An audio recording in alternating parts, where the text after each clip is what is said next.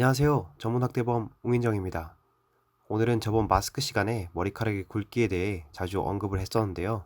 과연 진짜 머리카락의 굵기가 얼마나 되는지, 어떻게 생겼는지, 저희 아들의 머리카락과 제 머리카락은 얼마나 다른지 한번 살펴보도록 하겠습니다. 저희 집 아들이 이렇게 친절하게 머리카락을 협조해줬습니다. 고마워, 시우가. 첫 번째로 아기 머리카락입니다.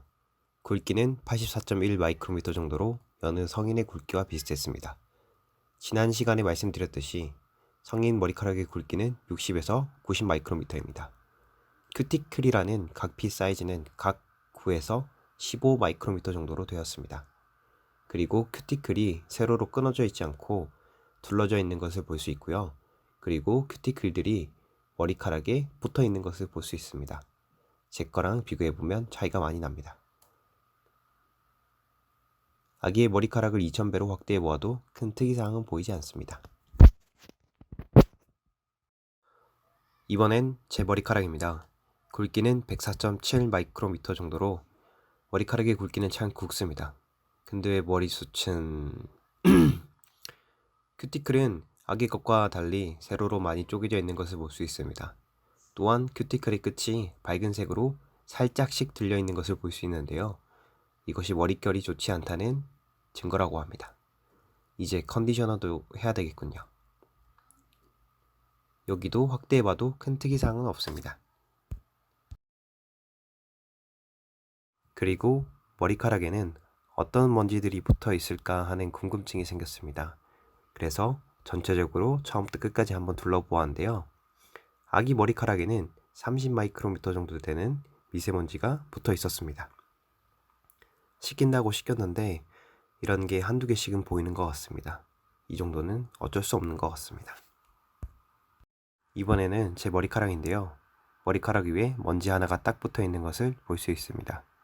아마 수건으로 머리를 말리면서 수건에 붙어 있던 섬유가 머리카락에 붙은 것 같습니다. 길이는 550 마이크로미터 정도 되네요.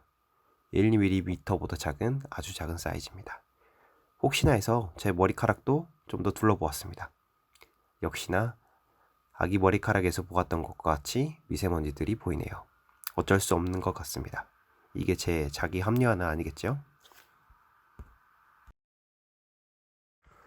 마지막으로 제가 봤을 때 참 신기한 부분을 보여드리겠습니다. 머리카락의 절단면인데요. 가위로 잘랐을 때는 아주 깨끗하게 잘렸을 거라고 생각했습니다. 근데 막상 확대해 보니까 평평하지 않고 울퉁불퉁하게 잘려 있었습니다. 역시 눈으로 보는 것보다 확대해서 보니까 보지 못했던 것들이 보이는 것 같습니다.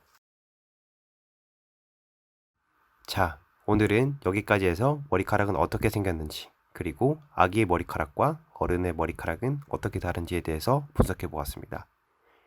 다음 시간에는 36시간 동안 감지 않은 머리카락과 막 감은 머리카락을 한번 비교해 보겠습니다. 저도 어떤 것이 다른지 참 궁금하네요. 오늘 영상이 유익하셨다면 구독과 좋아요, 알림 설정 부탁드립니다. 항상 시청해 주셔서 감사합니다. 전문학대범 웅인정이었습니다.